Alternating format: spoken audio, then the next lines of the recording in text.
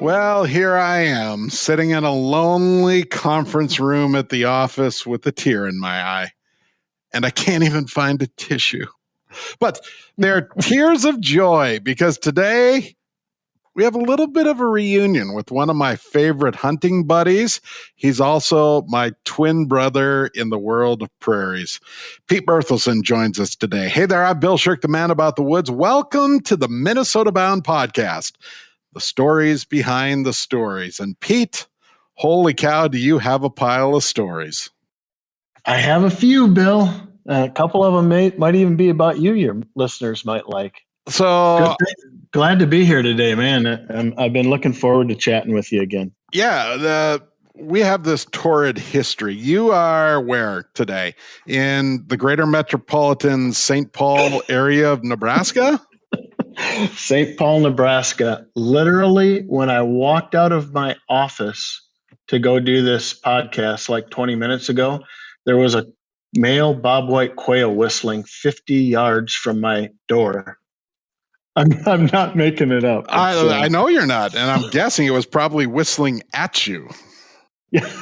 Well, I might have whistled back at him as I was walking to my truck. Hey, buddy, we have this weird thing for all critters wild and the habitat where they live. And we should probably go back in time. We're going to talk about the world of native habitat and what you are trying to do to positively change the North American landscape. But this all started back in the day when you and I carried shotguns and you were a meager part of the Pheasants Forever mission.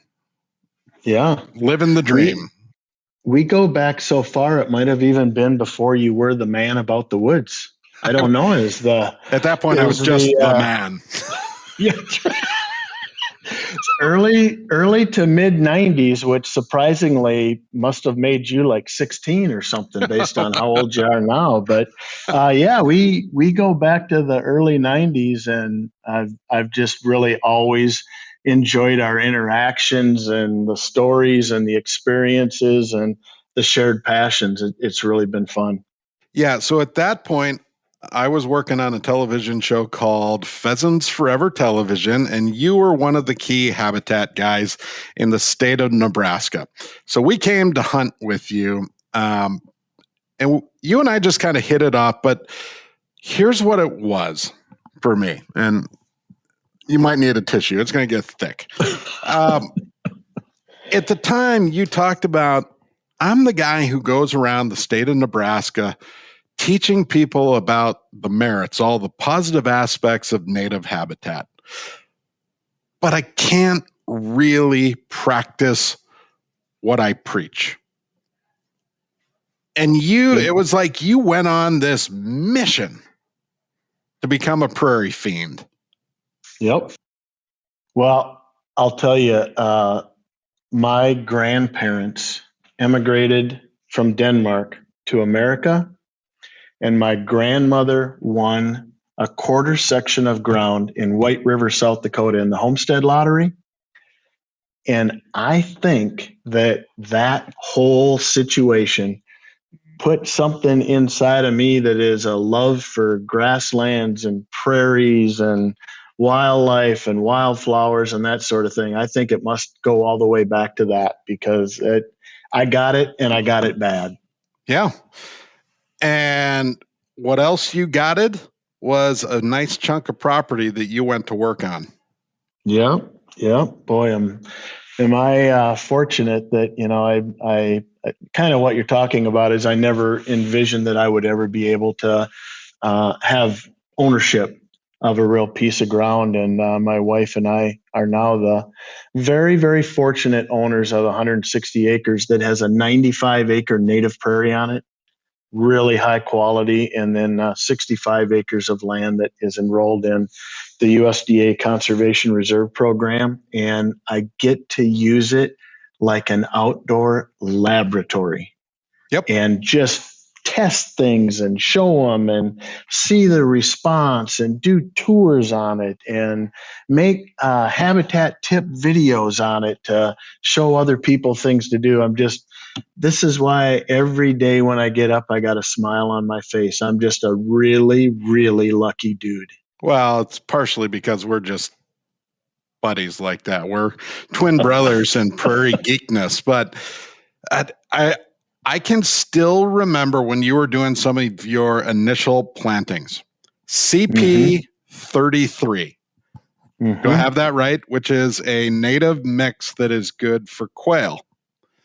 And I remember how excited you were that you were starting literally like this new chapter in life of planting your own stuff. And long story short, since then, I've been to see you several times. Your prairie has flourished. It is one of the most beautiful places to just stand and watch the sunset, literally in the United States. And because of it, you had to go out and buy a tie. I had to go out and buy a tie. Because now you're the guy going to the White House. Oh, yeah. Right? Well, yeah, not like every year, but on occasion, yeah. I've been fortunate to be able to bring that perspective as kind of a unique perspective. I can wear a bunch of hats, more than ties, hats. Wildlife biologist, private landowner, somebody that works in the seed industry, worked for a nonprofit representing a large constituency interested in this stuff. So I was fortunate that I kind of had a number of hats that I could wear there, so I could kind of be involved in a number of different issues, and that was really enjoyable too. But you communicate with passion and you communicate with a very high level of expertise, which is why I wanted to talk today, because there are people out there who will listen to this and think, well, who gives a hoot? So the guy likes grass and flowers. Who cares? Go ahead. That's the point where I stop and you start. I thought you were really pulling out the soapbox there and going to really launch into it. I'm sorry. Sure. There's, I'll tell you, with my former employer, one of the things that I realized, I now really kind of talk a lot about prairies and pollinator species and that sort of thing. And really loved my former employer and all the time that I was there. But that messaging went to a really important audience, but it was a small audience. And now I get to talk about really wanting to see the exact same things on the landscape, but now I get to talk to a much larger audience. And I guess I've just come to the realization and the messaging that pollinator habitat, prairie habitat, has the opportunity to positively impact something that every single person cares about. They might not care about pheasants or butterflies or something like that, but it has the opportunity to impact water quality, food sustainability, precision agriculture, soil health, just on and on and on, renewable energy, all kinds of things that this all connects to. And I just feel so fortunate that I can talk about something that can be connected to something that every single person cares about. One of those topics. And it's funny, right? Here, I'm in Minneapolis, and here we have a bunch of people living in suburbia, right? And they listen and go, well, who cares? They start to care if they dig and look at their city water testing results and what hides in that water. Nobody knows because the levels aren't, going to turn you into the toxic Avenger per se, but they have an impact. And part of, for us, it's trying to communicate and get those sorts of people on board to believe in what we're talking about. I was a little crony, right? For years, I looked at your project with a bit of jealousy, and while mine is not quite as big or diverse as yours, you are the direct influence that helped Katie and I buy a piece of property in the country. Shame on you, because I cut like 43 billion buckthorns and prickly ash, right? Recleared what was a pasture and probably 200 years ago was untouched prairie. And it has been a struggle. You are, as well as an expert in the prairie industry, you're a psychologist, you are my bartender, because I'll send you a picture of some gnarly Canadian thistle weed, and you'll say, just chill out, relax, the sun's going to rise tomorrow, work on this. It's a project, right? Building a prairie is a project, but 10 years into it, I'm starting to see the results, and what is good for the land, no joke, is good for the soul too. And that is one of the reasons you wake up so happy every day. Yep. And Bill, I'm pretty sure what I'm about to say, you've already realized, but for the listeners of this, the longer that you have a piece of land in which your land ethic, what you just described is a land ethic that you're bringing to that piece of ground, the longer that you have that, the more that piece of land puts its roots into you. And it just becomes something that is really important, a messaging tool, something that you want to leave for your kids. You want them to understand and appreciate. That land grabs a hold of you. It's grabbed a hold of our entire family, right? Brady and Bennett, two young sons, 10 and 12 years old, have a little, I don't know what you call it, Craigslist company called Brady and Bennett's Almost Perfect Prairie Seed Company. And they go out and they pick seed and they sell little packets.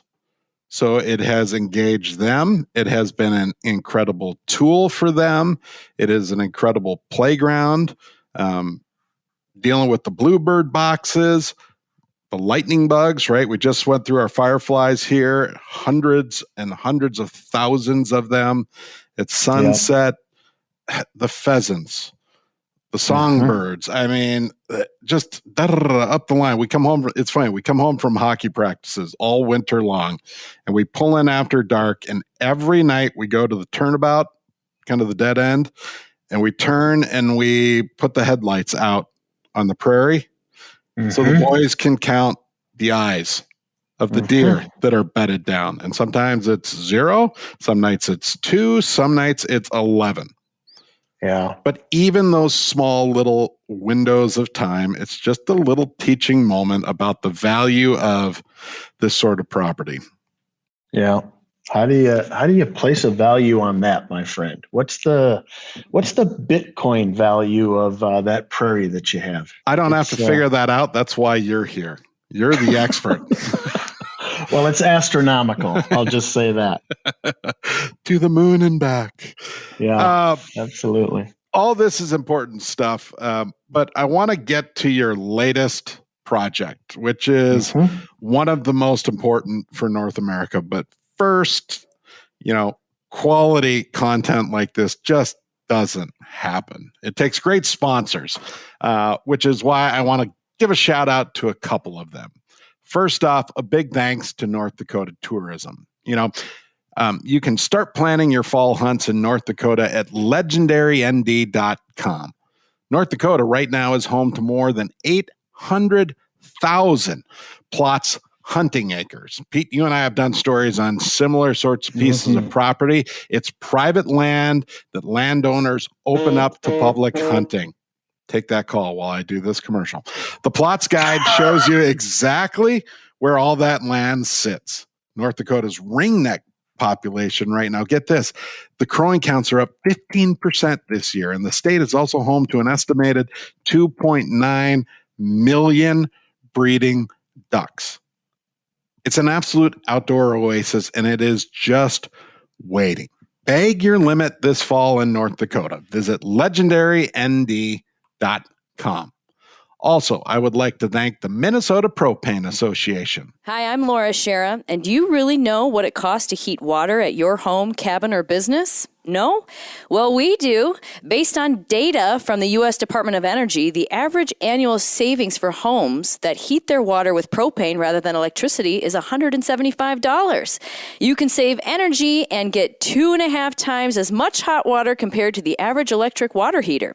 Let's save energy and money with a cleaner, greener fuel. Propane, the right energy right now. And another of our key sponsors, which is so dear to my heart. No doubt the world has been such a crazy place lately, right?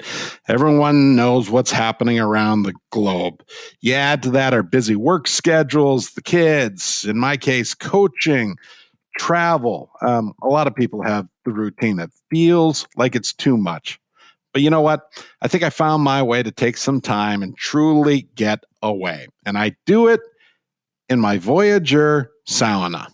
Voyager builds custom units for your home, backyard, and business, and they are the only company around right now building premier mobile saunas. They are units on wheels, units that go anywhere you go.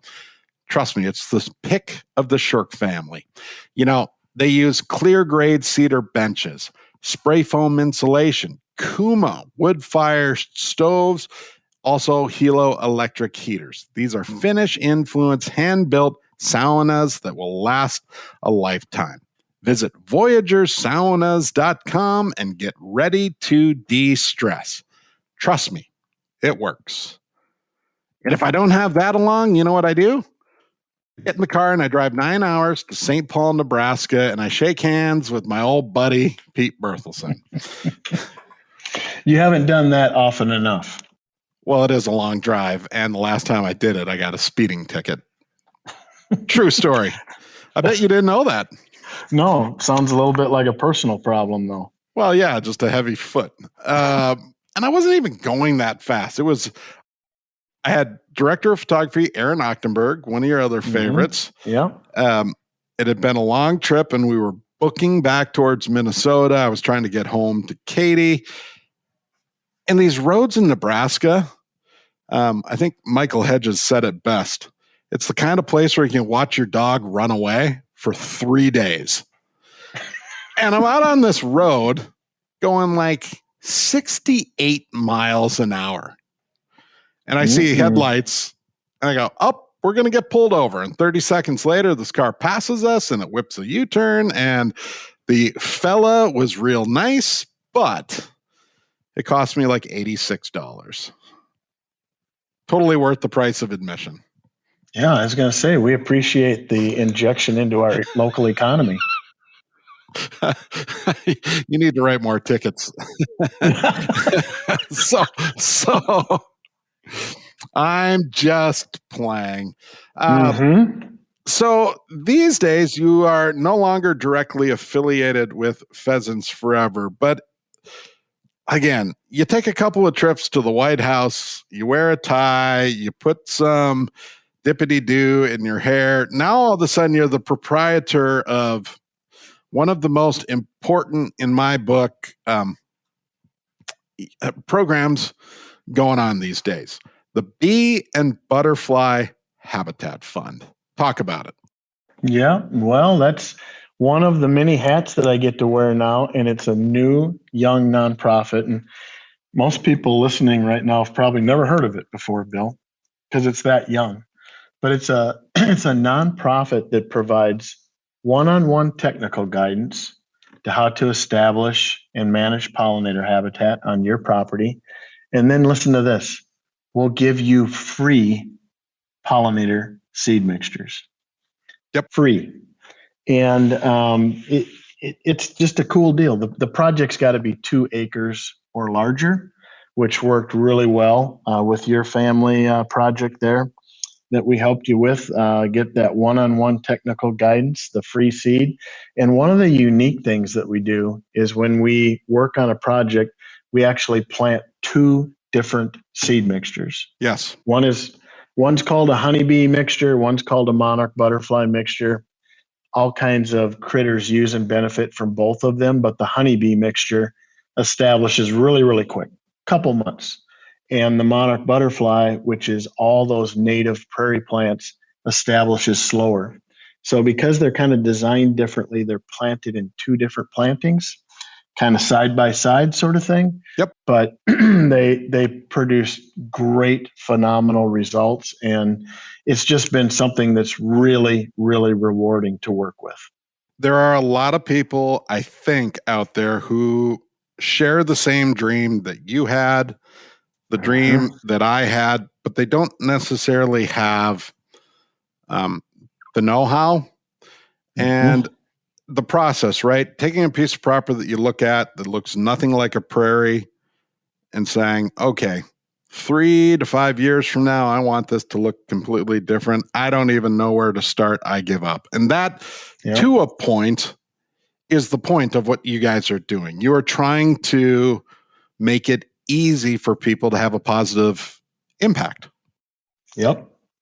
And one of the things that I really try to explain to people, one of them being you, is that this is a process and you should stop long enough to enjoy the process.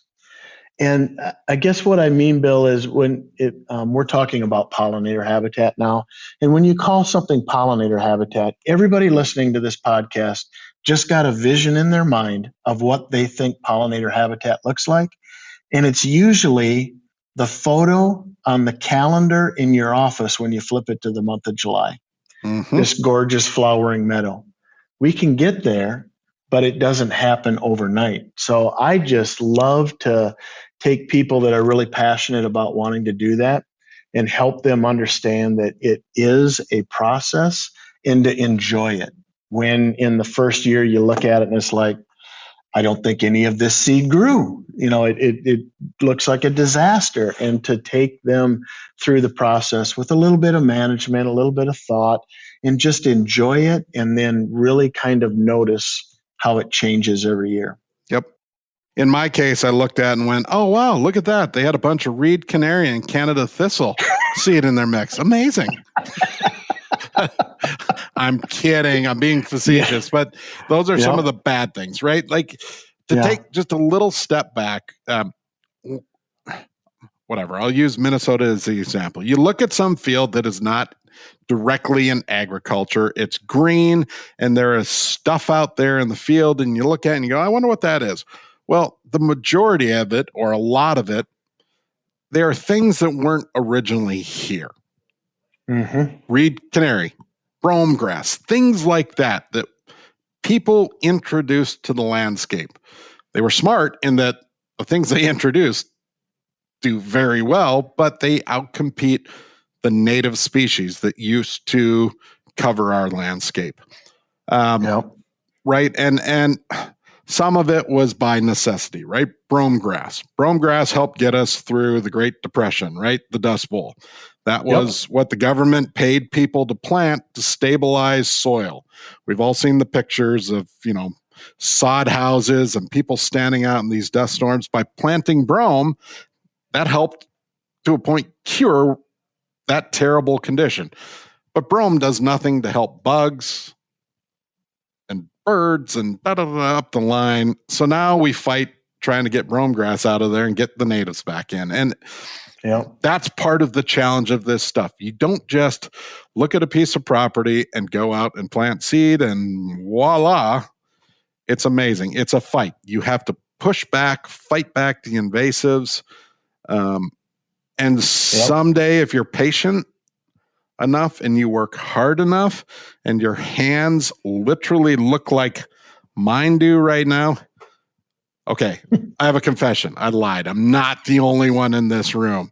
Engineer Brandon and intern Ike. Boys, see my hands? Shredded, right?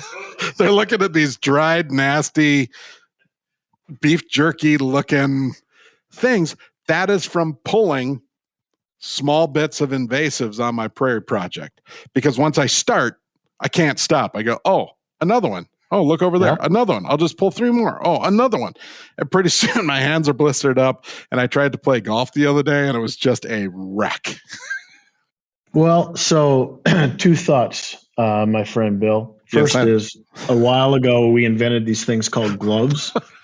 Check that out sometime. Okay, you might be able to get them at your local fleet farm. And the next thing is that I would just tell to the audience that is kind of, we're piquing their interest. The very first thing you do is sit down with a piece of paper and think about it and think about what your objectives are.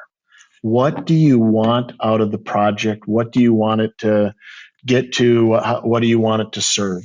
Because the answer to that list, that kind of self-assessment, guides everything else. What your site prep is, how you would design the seed mixture, maybe how you'd plant it, how you manage it. It just guides everything else. And lots of times I just hear people say, well, I want something that looks like that. Yep. And you need to kind of go further back and just kind of really think about what it is that you want. And that's how you really get the great results and can really have those experiences that you so eloquently talked about earlier, with Brady and Bennett and the rest of the family. So I looked at that piece of paper and I thought, amazing. And then I looked at the piece of property out the back window and I crumpled up the paper, threw it in the garbage, and I grabbed a bottle of tequila. Like it's a monumental task. And I've had a lot of, self-proclaimed prairie pros since, 2012 try to help, who came up just in dog terms, absolutely lame on the project. Mm-hmm. But you kept pushing gently, but sternly. And the other big influence for me is my neighbor, Rob Langer. It's funny. Kitty corner to the property, there's a greenhouse. And when I moved in, I didn't quite know what that was about. I figured somebody was growing tomatoes, but Rob and his wife, Jill, own Natural Shore Technologies and grow 80 some species of native plants, that they use for projects out of that greenhouse. And he's been another voice of reason. Slow down, yep. Take it in small chunks, fight the good fight, don't give up. And we've been able to change the landscape. But most recently, we've had a couple trouble areas on the Sherck Prairie project. And so I signed up for the fund and qualified for the Bee and Butterfly Habitat Fund, got the seed in. I don't know. We did some site prep and I forget. I feel like it was maybe late August when we got the seed in, but now it is so fun. Not even 1 year later to send you pictures and say, this is a new one. Is this an indication that the seed took? Yep. Or whatever. I'll see a bunch of black-eyed Susan in areas where we have never had black-eyed Susan. You say, yep, that's one of the early producers. That is a sign that the seed is taking and the pollinator project is starting to go. And yep. It is those chapters, those steps that make this stuff fun. Yeah. And I would suggest that anybody on a journey like this, I talked about enjoying the process. Well, part of enjoying that process is take lots of photos. Because in 4 years, in 5 years, or like 9 years, like Bill's at right now, you're going to have a hard time remembering what it looked like in year 1 or 2 and those kinds of things. And boy, I tell you, it's just amazing how much that personality will change. Because it's going to be different whether it's a hot year or a cold year or a wet year or a dry year, or if you burned it, or it's going to be different all the time. And that really has to be part of what you enjoy out of kind of experiencing and being part of a prairie wildflower ecosystem. And I've forgotten widely because of the tequila, but that's another story, another episode. But to your point, one of the most important parts of a project that you taught me, and we did it together, I don't know if you remember this or not, but we put a post in the ground. A single post. The point, Pete, for you wanted to post, a spot where you could lock a camera down day after day, month after month, year after year, and take the same picture from the very same spot. And that's how you created your diary. Yep. Brilliant. Yep. Video diary. I'm surprised you remember that, but yeah, just what the post was a photo point. It's going to the same spot with the same kind of background on the horizon, so you can lock it in and just showing those different changes. And the visual medium is so important in storytelling. That's why I'm interested in doing things like video habitat tips and things, and just the visual medium is so important. Yeah. And the payoff, once the prairie and the habitat is established, not just the colors, not just the flowers, not just the grass, but the critters, the sounds, the smells, it reaches into your soul a little bit. Yeah, all right, absolutely. Give me one more break here. We're going to pay a few more bills. My guest today, my good friend Pete Berthelsen of the Bee and Butterfly Habitat Fund. Up next, we're going to talk a little bit about what's at stake if we don't pay attention to this stuff. But first, let's pay a few more bills, and let's do it with clean water. I love it. Do you know Connecticut? Well, the Sherck family certainly does. We love our Connecticut water. Again, we're talking about it today. We live out in the country and have that ironclad well water, which is good news, but bad, right? We treat all of our water with Connecticut whole home water treatment system. We also use Connecticut's K5 drinking water system. You know, all that white buildup you get around the faucets? None of that. Our dishes are clean. Our laundry looks great. Katie loves what the water does for her skin and her hair. And most importantly, it's funny, I was with the Connecticut guys yesterday. I talked about this. The Sherck boys, they do not leave the house for soccer practice, hockey practice, summer camp without filling their bottles with Connecticut. They don't want drinking fountains. They want our little tap. For me, that tells the story. Call Connecticut like we did and look forward to clean, safe water.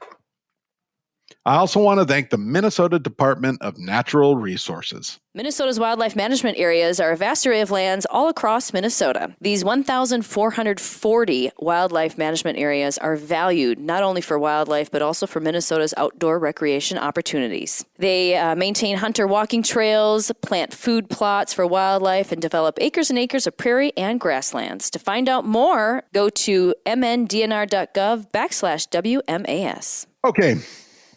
Pete B. and I are talking today about prairie habitat and your newest role in the nonprofit Bee and Butterfly Habitat Fund.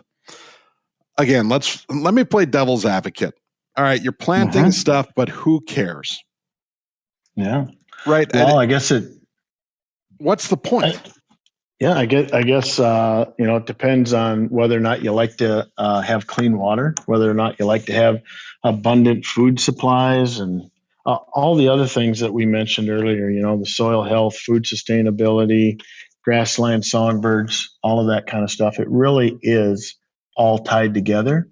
And if you pick your critter, I'll pick monarch butterflies. Shoot. The most iconically recognized insect in the country. That critter is a keystone indicator of environmental health. If something is going wrong with monarch butterflies or grassland songbirds, or you pick the critter almost, that's an indicator that we don't have a healthy environment and that something is amiss. Yep. So that's, to me, it just really all comes back to that. And whether your passion is what originally brought us together, pheasant and quail hunting, or clean water, or food sustainability, whatever it is, it's all tied together because it literally is a web. Yeah, I'll use two examples here. Minnesota, we are the land of 10,000 lakes, right? Mm-hmm. New Orleans, the end of the Mississippi River going out into the Gulf, there is a huge dead zone, a giant delta. Guess what? We're partially to blame for that. That delta is made up of soil from eroded areas right here in Minnesota. Yes, there are fields the whole way down, but the point is we are part of the issue. If you go the opposite direction, you go north. Every time you go to a restaurant and get a walleye sandwich, odds are that fish has come from Lake Winnipeg in Canada. Well, our river here runs north, the Red, right? And it ends up in Lake Winnipeg. Guess what Lake Winnipeg has now? a delta, and they have a dead zone.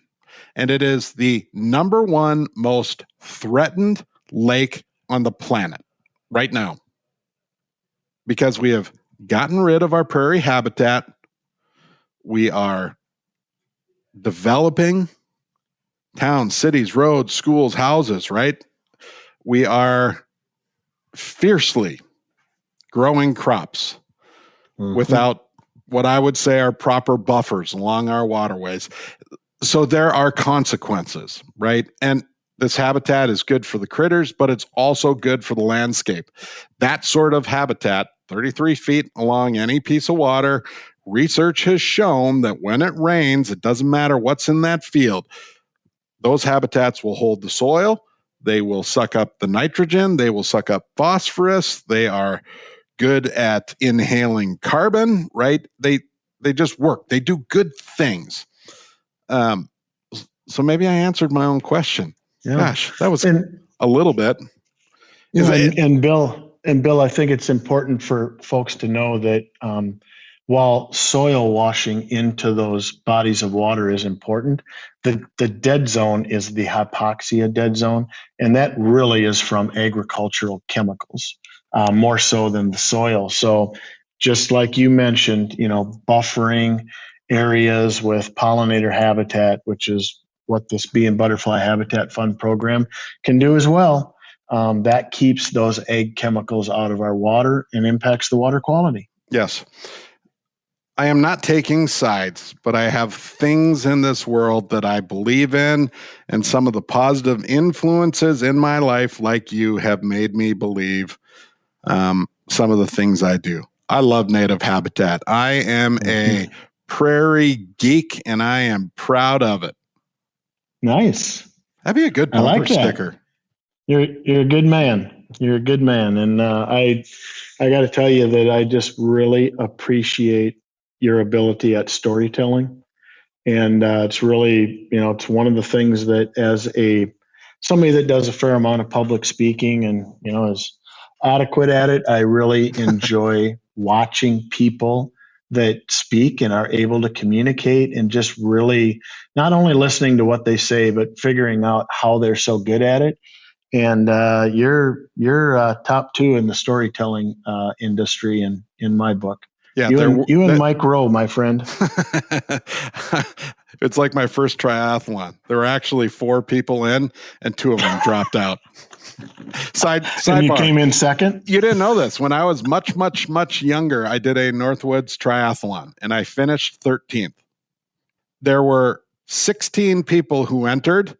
1 broke an ankle and 2 dropped out because they got too tired. So I finished in last place. I think you'd be much better off by just telling everybody you came in 13th in your first event. It's all how you tell the story, right? But I can say I trained 2 years later. I came back. I finished second. And it's funny because the last leg you are running through the woods. And we were up north of Park Rapids, and it was so dense on the trail. I thought the guy who was ahead of me was, a mile and a half out. Well, it turns out he was only like 100 yards in front of me, but I could never, ever see him because the woods were so thick. And he became a professional triathlon guy. So I felt pretty good about that. All right. Nice. Let's get to this. If people want to know more about you, the fund, and probably most importantly, how they can become a part of it, like, what do you tell people to do? Go to YouTube and watch some of your videos? Well, that's certainly one way. So for the Bee and Butterfly Habitat Fund, to get access to this technical guidance and free seed, unless you bump into me like we do every now and then, you just simply go to the website, and there's a simple application where we ask you some questions that help us give you the technical guidance, and that is beeandbutterflyfund.org. Bee as in like the insect, BEE, and butterflyfund.org. And then, that other hat that I wear is Conservation Blueprint, which is providing lots of technical guidance and creating these habitat tips. And you can get there as well, conservationblueprint.com, and that will provide you access to lots of these different habitat tips, just little 2 to 4 minute deal that we send out once a month that are really fun to do and harken back to a day. You won't remember this, but this harkens back to a day in central Nebraska when you and I were together and with that former employer and that television show that you talked about. We did, I don't know, they weren't called Habitat Tips. I forget what they're called, but you and I did They one. were called the Habitat Habits. Habitat Habits. There you go. Hey, folks. Pete Berthelsen here. Don't mock me, Bill. So the really truly a significant moment for me was we did one, and it was on how to evaluate the quality of your habitat on tax day, April 15th, and had a yardstick in that and did that. And it was really enjoyable. And at the end of that, I was like, they're going to take this thing and they're going to communicate this really simple message to literally thousands of people. And it was just kind of one of those aha moments, and it's like, man, that's huge. How could we do more of that? So you and I did that for a number of years. And then the other, and this one you will not remember, but there's one other momentous occasion in my life that you were a part of. And that was when you and I and Aaron were sitting at my kitchen table and we were eating bluegill fillets. Yep. And my lovely wife. Actually, that's not true. I'm going to call you out. It was halibut. Remember? Well, it could have been. You had a you're right. We had that. Of fried halibut. You literally had these chunks stacked like a pyramid on this platter, and you said, "We don't leave till it's gone." Yeah, you have to eat until you're uncomfortable. That's so we're in the middle of this meal, and my wife, who thoroughly enjoys kind of busting my chops, we were reviewing these habitat tips and just having a good-natured joshing session, going back and forth. And she jokingly said, "Yeah, and you need to come up with a hook line at the end of it, and you can say, 'And that's great habitat.'" And that's great habitat. And we all laughed, and you had a piece of halibut literally halfway to your mouth, and you stopped and you said, "That's not bad." And then you went on to eat the piece of halibut. I was going to say, I was talking about the line, not the fish, which you had fried. And it stuck. And that tagline is used in every one of the habitat tips that we put out. That's the end deal, and that's great habitat. And that came from your comment sitting at my kitchen table with my wife busting my chops, and you, I wouldn't call you a wingman, but you were on the side and gave a little, "That's not half bad." And it stuck. Those two moments have really had an influence on my ability to communicate the things that I'm passionate about. And I just wanted to tell that story and have your listeners hear it, because you are a phenomenal storyteller, and I really admire that skill set. Well, and after that, I don't know if you remember, but I took a big swig of fresh, warm buttermilk out of the teat out on the farm, and we just toasted, and the rest is history, as they say. That might be a little bit of a stretch. That's not true at all. That's not true. Yeah. But it's a great story, so who cares? Yeah. No, we've had a lot of great times, and man, I hope that we have a lot more, Bill. I hope you always know that the door is always open, and you're always welcome to come back. And it's been far too long, my friend. The other thing I want to end with, and I mean this, the world is a weird place, right? There is a lot going on 24 hours a day all over the globe. And to a point, just a little small piece of this recipe, I feel like we're trying to take the world back in time. Just a little bit, even if it is one meager acre at a time. 1 acre. I'm changing the world 1 acre at a time. I say that all the time. Right? That's the deal. Everybody can do something, a little bit of something. Yep. Everybody can. I don't care if you live in an apartment and you have a patio, you put some flowers out on your deck, and you'd be, some bee or butterfly will come by. Everybody can have an impact. Yep. And there's room for conservation on every single farm and ranch in the country. And what a great opportunity to make things just a little bit better. I appreciate you. Yeah, I appreciate you. Keep telling good stories, man. I love them. We're working on it. Pete, sure is fun to catch up and keep up the good fight. Pete Berthelsen of the Bee and Butterfly Habitat Fund. It's awesome. Take care, my friend. Take care. We're not done yet. We have some key sponsors to thank. You've been listening to the Minnesota Bound podcast, the stories behind the stories, which you got a few of today, which I like. A big thanks to Connecticut Water Treatment Systems. My family uses Connecticut, and you should too. Also, our newest sponsor, North Dakota Tourism. Don't forget Voyager Saunas and Mobile Units, the Minnesota Department of Natural Resources, and the Minnesota Propane Association. And who could forget the Minnesota Lottery? Thanks for listening. We're back here next week. And as we always say, in the meantime, don't forget to introduce a kid to the great outdoors.